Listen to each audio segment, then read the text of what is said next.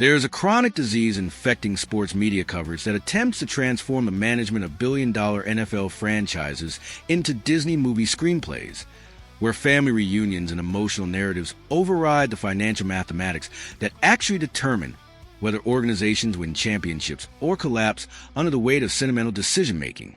When the San Francisco 49ers season ended with brutal finality against Seattle's defense in the divisional round, the mandate inside Santa Clara was surgical revaluation.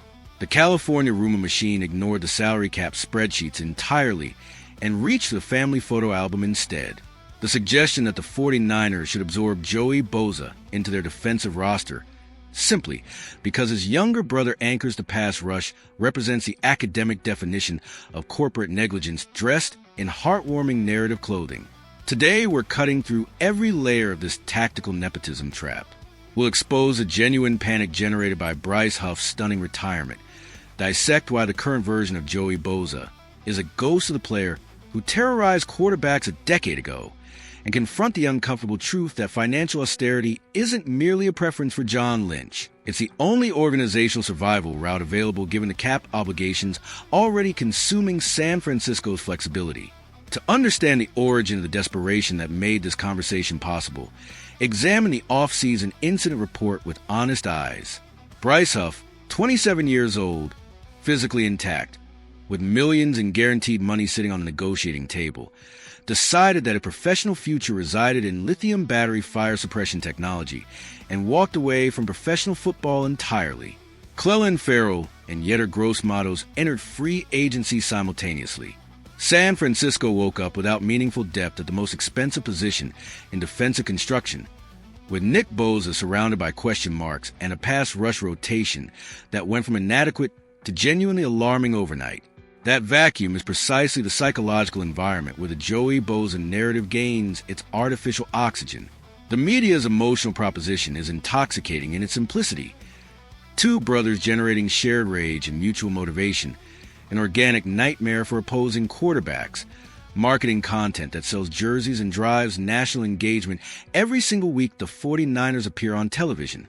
The story writes itself with the effortless momentum of content that doesn't acquire analytical rigor to generate emotional response. Turn off the television, open the medical audit and the performance evaluation database, and read what the numbers actually say about the player being proposed at $13.5 million per season. Joey Bosa will turn 31 years old before the opening kickoff of September's regular season. In 2025, operating within Buffalo's defensive system, an organizational structure specifically engineered to create favorable conditions for pass rushers through scheme design and defensive personnel deployment. He appeared in 15 games. The production that emerged from that 15-game exposure totaled 5 sacks and 29 combined tackles. He has become an expensive rotational player, wearing the statistical profile of a starter's contract. The hip explosion that earned him Defensive Rookie of the Year recognition a decade ago has not declined. It has disappeared entirely. Physics doesn't negotiate with genetics, and the biomechanical deterioration that aging applies to explosive athleticism doesn't reverse through organizational wishful thinking or family motivation narratives. Spotrac's market valuation projects Joey's contract demand at $27 million across 2 years, translating to $13.5 million annually. Sit with that number against the performance reality it's purchasing. In the NFL's implacable salary cap chess match, allocating nearly $14 million to a player whose body no longer responds to the physical demands that the edge rusher position requires at a starting caliber isn't an aggressive organizational investment. It's an incompetent certificate signed in guaranteed money. San Francisco's existing payroll already carries the crushing weight of Nick Bosa's contract, Trent Williams' extension negotiations, Fred Warner's foundational salary, and the imminent contractual reckoning that Brock Purdy's market reset will demand when the extension conversation reaches its inevitable conclusion. The franchise's operational business model is structurally clear. Elite performers receive the heavy financial commitments their market value demands, while the remainder of the roster gets populated through young workers operating under cost-controlled rookie contracts that preserve the cap flexibility required to fund those elite commitments simultaneously. Inserting Joey Bosa's salary into that equation doesn't merely strain the model, It destroys the mathematical foundation that makes the model function. Every dollar committed to a declining veteran at premium pricing is a dollar unavailable for the Purdy extension that represents the franchise's most critical upcoming financial obligation. The opportunity cost isn't abstract. It's a specific negotiating flexibility that disappears from Lynch's available tools at the exact moment when the quarterback market demands maximum financial maneuverability. The biomechanical case against this acquisition requires honest examination beyond the surface-level sack totals that the casual analysis deploys. Joey Bosa's professional value at his peak derived from a specific combination of first-step explosiveness, hip flexibility in the corner turn against offensive tackles, and the ability to convert speed-to-power sequences into quarterback contact on obvious passing downs. Those attributes exist on a biological timeline that aging attacks with specific aggression, and the evidence that this timeline has extracted its toll is visible in every performance metric available from his recent seasons. He hasn't reached double-digit sacks since 2021. The first-step quickness that previously created the separation from offensive tackle alignment that corner turns require has compressed to a level where experienced tackles absorb his rush without the crisis response that elite pass rushers generate. He remains effective against the run, contributing physical presence in gap control situations that the base defense requires. But the 49er January exposure wasn't a run-stopping deficiency. It was an athletic speed and lateral quickness deficit that Seattle exploited with the specific precision that playoff opponents apply to identified organizational weaknesses.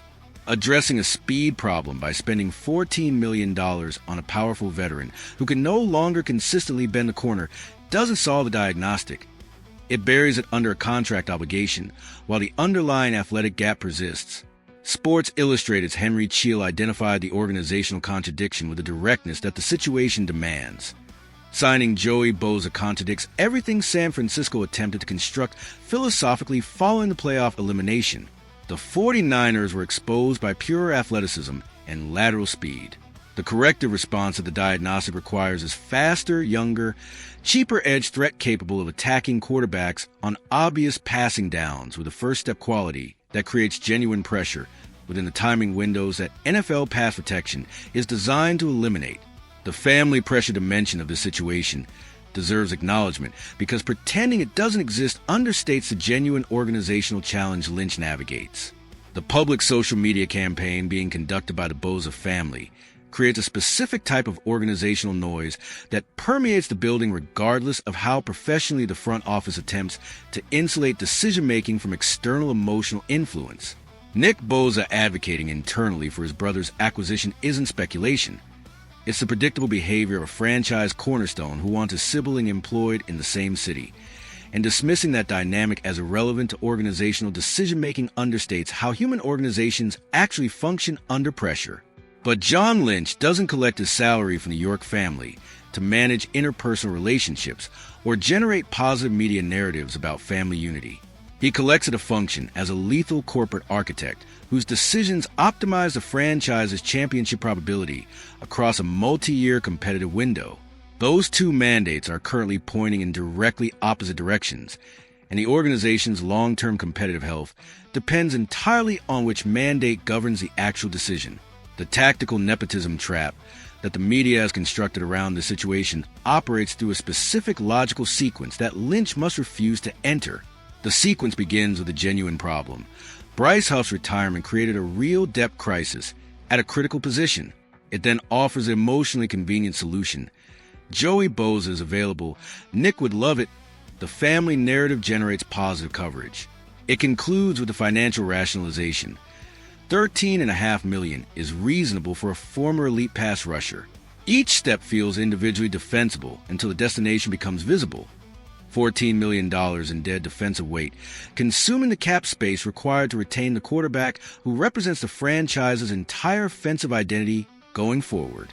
The war room alternatives that genuine organizational intelligence produces operate from a completely different analytical foundation. The draft capital approach targets edge rushers in the second and third rounds of an upcoming class that projects multiple players with a specific athletic profile that San Francisco's January exposure identified as the missing component. 21-year-old speed and bend at cost-controlled rookie pricing that preserves every dollar cap flexibility that the Purdy extension will require. The player doesn't arrive with a famous surname or generate family reunion content. He arrives with 40-yard dash times and pass rush win rates that address the diagnostic rather than the marketing opportunity. The veteran bargain hunting alternative in the $3 million free agent tier, the Dante Fowler Jr. profile, the Leonard Floyd territory, produces players whose production ceilings are explicitly limited but whose cap impact preserve the organizational flexibility that the business model requires. You aren't investing in these players as solutions. You're investing in them as bridge contributors who keep the rotation functional, while the draft investment develops toward the sustainable answer that the position requires across the franchise's genuine competitive timeline. The December and January invoice that Joey Bosa's contract would generate arrives with a specific timing that makes organizational errors most expensive and least correctable. When the Detroit Lions or Green Bay Packers athletic offensive tackles encounter Joey Bosa in a playoff environment where every matchup is prepared specifically and contested at maximum competitive intensity, the physical limitations that the regular season's very conditions partially obscured become fully visible under the playoff microscope. $14 million in dead defensive weight, consuming flexibility that Brock Purdy's extension required isn't merely a roster mistake. It's the anchor that pulls San Francisco's Super Bowl window to the bottom of the bay at the precise depth where the family photo album provides zero buoyancy. The operation has been fully dissected and the financial and biological risk sits exposed on the analytical table. Bryce Huff's retirement created a genuine organizational problem that demands a real solution. The solution that the numbers support, the cap architecture demands, and the January diagnostic prescribes is not the solution that sells the most jerseys or generates the warmest media coverage before September. The war room decision belongs to you right now. Do you ignore the public clamor entirely, mobilize the remaining draft capital to move up in the early rounds, and select a 21-year-old edge rusher at cost price, building toward the athletic answer to playoff exposure demanded?